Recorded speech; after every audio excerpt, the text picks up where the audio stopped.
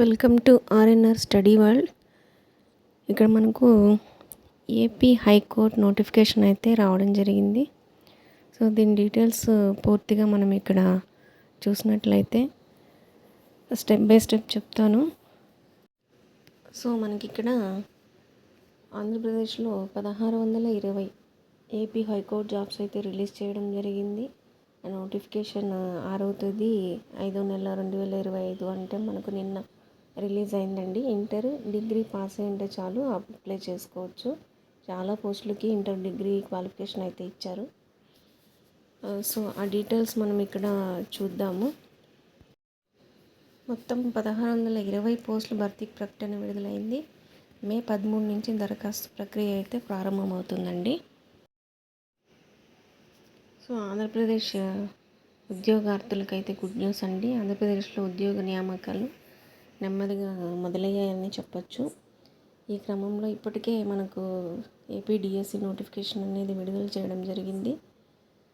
దీనిపైన నెక్స్ట్ దీని తర్వాత వచ్చింది తాజాగా రాష్ట్రంలో జిల్లా హైకోర్టు నుంచి మనకు ఖాళీగా ఉన్న ఉద్యోగాలను అయితే ప్రభుత్వం రిలీజ్ చేయడం జరిగింది.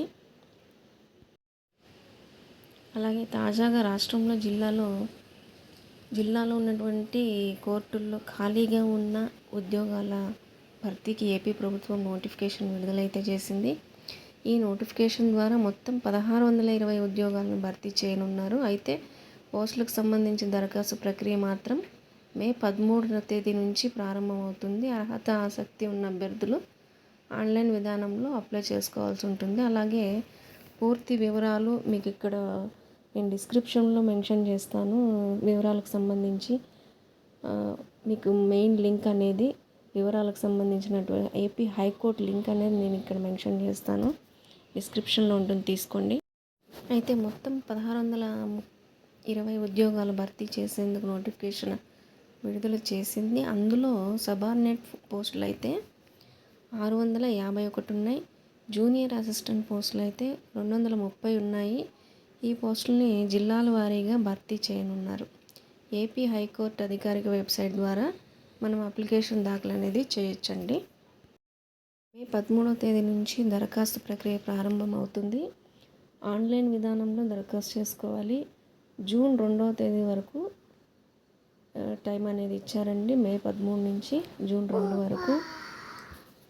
ఓబీసీ ఈడబ్ల్యూఎస్ కేటగిరీ అభ్యర్థులు అయితే 800 రూపాయలు ఫీజు చెల్లించాలి.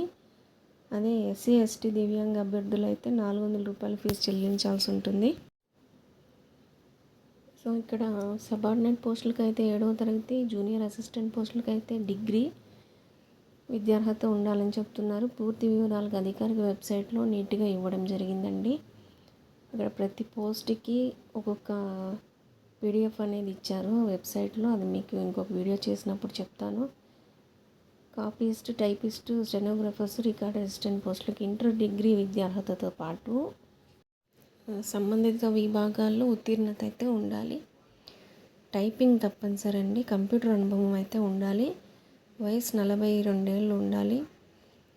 రిజర్వేషన్ కేటగిరీ అభ్యర్థులకు వయసు మినహాయింపు ఉంటుంది. రాత పరీక్ష ఆధారంగా అయితే ఎంపిక ఉంటుంది. జనరల్ ఇంగ్లీషు, ఈ జనరల్ అంటే పీడిఎఫ్లో అయితే మనకు ఒక్కొక్క పోస్ట్కి ఒక్కొక్క లాంగ్వేజెస్ స్పెషల్గా అడిగారండి. సో ఒకసారి మీరు పీడిఎఫ్ పెట్టినప్పుడు చూసుకోండి.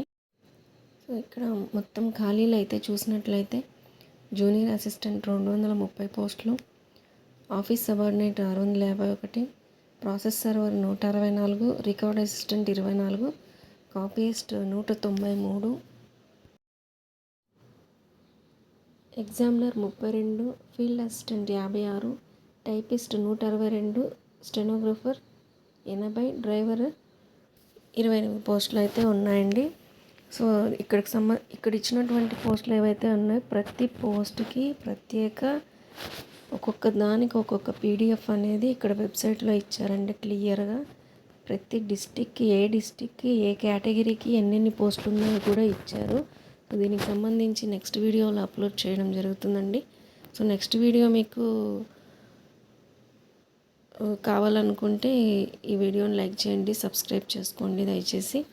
సో ఇన్ఫర్మేషన్ మీకు నచ్చినట్లయితే లైక్ బటన్ పైన ప్రెస్ చేయండి.